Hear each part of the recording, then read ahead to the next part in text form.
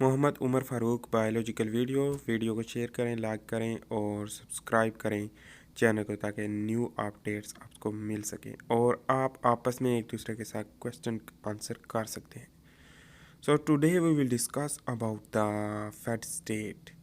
तो आज हम बात करेंगे फैट स्टेट के बारे में, जो कि फिजियोलॉजी ऑफ फैट स्टेट है। तो सबसे पहले हम जब खाते हैं कोई भी चीज़, जब हम फूड खाते हैं तो उसमें क्या होता है कि ग्लूकोज ग्लाइकोजन में कन्वर्ट होती है, तो इसे ग्लाइकोजेनेसिस कहते हैं। अगर फैट जो है वो एडिपोज टिश्यू में स्टोर होती है तो इसे लाइपोजेनेसिस कहते हैं। या फिर एनर्जी स्टोर होती है तो एनर्जी की फॉर्म में।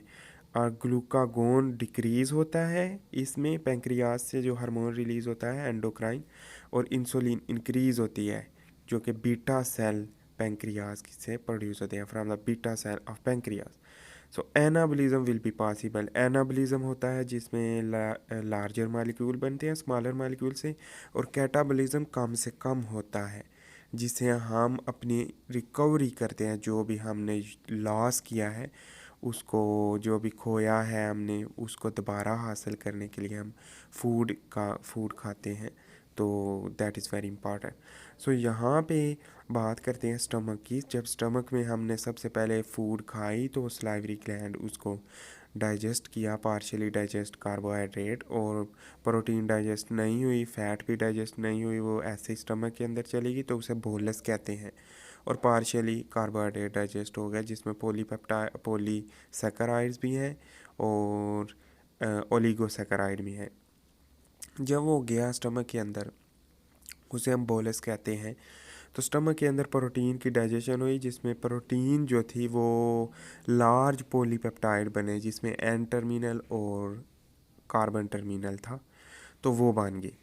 अब यहाँ तक क्लियर हो गया, तो इसे हम कायम कहेंगे जो ड्यूडीनम में चला गया। अब ड्यूडीनम की जो सेल है वो इस तरह शो होते हैं, एपिथेलियल सेल, एंडोथेलियल इसे कह सकते हैं।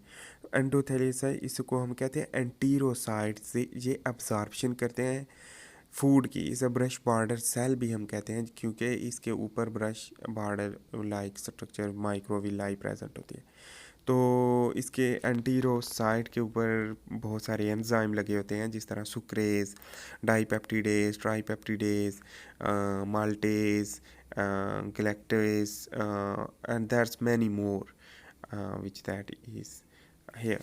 तो यहाँ पे क्या होगा कि सुक्रोज जो है वो एंटर होगी।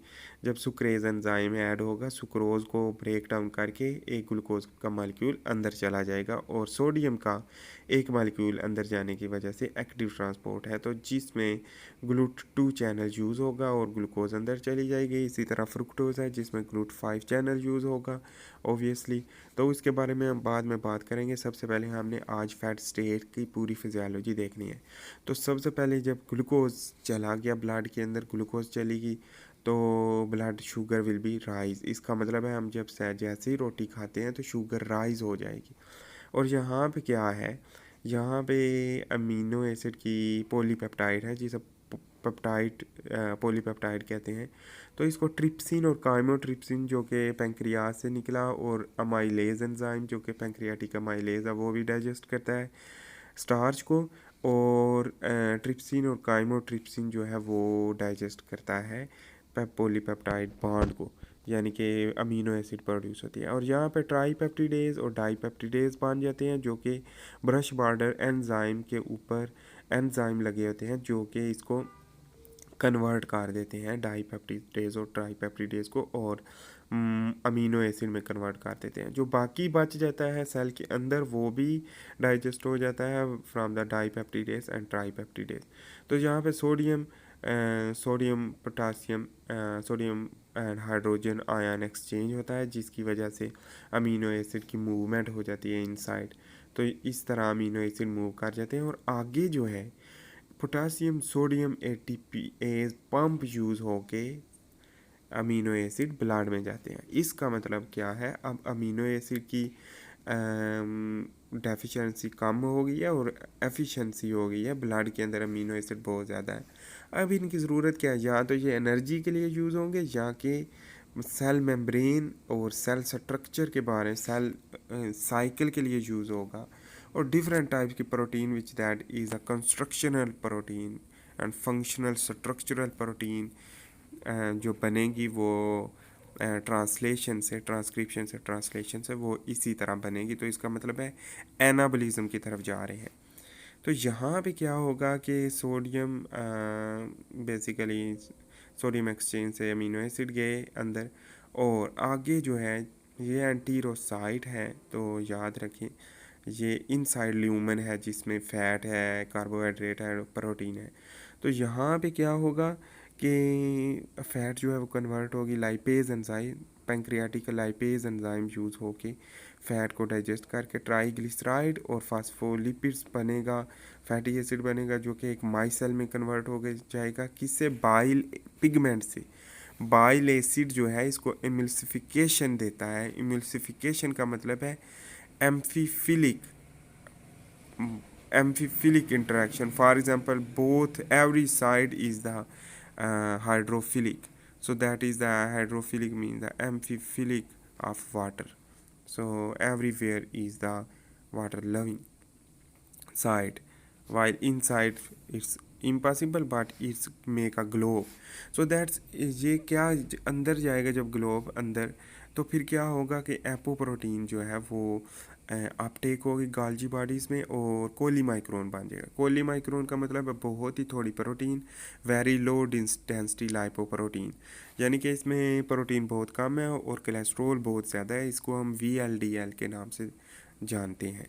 तो ये chylomicron very low density lipoprotein के ब्लड में चली गई और ब्लड कोलेस्ट्रॉल हाई हो गया जो कि LDL है, लो डेंसिटी लाइपोप्रोटीन कोलेस्ट्रॉल।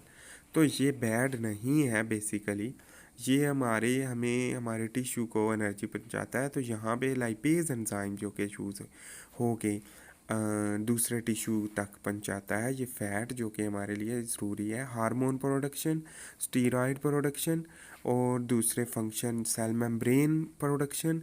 तो ये सारी चीज़ें जो है ये हमें कोलेस्ट्रॉल से, जो कि कोलेस्ट्रॉल भी यहाँ से बना है, तो कोलेस्ट्रॉल डाइटरी कोलेस्ट्रॉल है, तो यहाँ पे लिपिड्स हैं, तो ये एडिपोज टिश्यू जो है वो डेवलप होंगे और ग्लाइसरोल और फैटी एसिड जो कि यूज़ होगी और एडिपोज टिश्यू में एक्सेप्ट हो जाएगी और हमारे ब्लड के अंदर जो कोलेस्ट्रॉल लेवल है वो डिक्रीज़ होगा। तो इस तरह हम जब फैट स्टेट में होते हैं रैपिडली सून इंक्रीज़ होता है, फिर बाद में डिक्रीज़ हो जाता है। तो लाइपोजेनेसिस होगा जिसमें the formation of fats into the adipose tissue. तो एडिपोज टिश्यू में फैट की ट्रांसफॉर्मेशन होगी, फैट स्टोर हो जाएगी। बाकी जो बचा हुआ होगा LDL VLDL, वो इसको हम रेमेनेंट VLDL कहेंगे, जो कि लीवर के अंदर एंडोसाइटोज हो जाएगा। एक रिसेप्टर है जिसे कहते हैं लो डेंसिटी लाइपोप्रोटीन रिसेप्टर। तो उससे एंडोसाइटोज होके एंडोसोम बनेगा और एंडोसोम का करेक्टर ये है कि उसके अंदर lipase enzyme and different type of enzyme होते हैं जो कि glycerol, fatty acid, glycerol, phospholipid की जो कंपोजिशन सी थी उसको ब्रेक डाउन कर देता है। तो ये जब ब्रेक डाउन करेगा तो फिर क्या होगा ये हम देखते हैं। तो इसका मतलब है लीवर को फैट स्टेट, फैट टाइम जब हमने ईट खा रहे हैं तो कोलेस्ट्रॉल मिल रहा है, ग्लाइसरोल मिल रहा है और फैटी एसिड मिल रहा है and many more which that is related to the lipoprotein. तो ये क्या होता है कि कोलेस्ट्रॉल जो है यहाँ पे एपोप्रोटीन मिलेगी जो कि हमें अमीनो एसिड से मिली है, तो वो एपोप्रोटीन ABCDE की फॉर्म में होगी। और फास्फोलिपिड्स जो है वो हमारा फास्फोलिपिड्स फैटी एसिड वो कोलीमाइक्रोन से ही मिलेगा जो कि वेरी लो डेंसिटी लाइपोप्रोटीन एंडोसाइटोज हो चुकी है। तो इसकी ब्रेक डाउन होने से गाल्जी बॉडीज़ इसको पैकिंग करके हाई डेंसिटी लाइपोप्रोटीन में कन्वर्ट कर देगी जो कि फिल होगी। और एपोप्रोटीन जो है इसके अंदर ऐड होने की वजह से हाई डेंसिटी लाइपोप्रोटीन का एक ग्लोब बन गया है smaller, which that is known as the high density lipoprotein. अच्छा, ये हाई डेंसिटी लाइपोप्रोटीन ब्लड के अंदर जाएगी तो automatically lipid cholesterol will be low density cholesterol will be high as well as high density lipoprotein HDL will be increased, and that's will again create a good health. So that's transport into the tissue and etc. For example ये जो है cholesterol ये transport होता है दूसरे tissue में, तो उसमें स्टीरॉयड भी ट्रांसपोर्ट होते हैं, तो ये एक ट्रांसपोर्टर है। अगर कोलेस्ट्रॉल ज़्यादा हो जाए तो बाइल से रिलीज़ हो जाता है, अगर फैट बहुत ज़्यादा हो जाए तो बाइल पिगमेंट की शक्ल में बाइल से रिलीज़ हो जाता है डाइजेस्टिव सिस्टम में दोबारा वापस, और ये अब्जॉर्ब हो जाता है लार्ज इंटेस्टाइन से 10%। तो यहाँ पे क्या होगा कि पेंक्रियाज है, पेंक्रियाज ग्लूकोज की लेवल इंक्रीज़ होने की वजह से अल्फ़ा सेल, बीटा सेल और गैमा सेल, ये आइलैंड ऑफ लैंगरहैंस है जिसको ग्रुप ऑफ सेल्स कहते हैं, जिसमें अल्फ़ा सेल, बीटा सेल और डेल्टा सेल होते हैं। जो कि अल्फ़ा सेल प्रोड्यूस करता है ग्लूकागोन, बीटा सेल प्रोड्यूस करता है इंसुलिन और डेल्टा सेल प्रोड्यूस करता है सोमेटोस्टैटिन।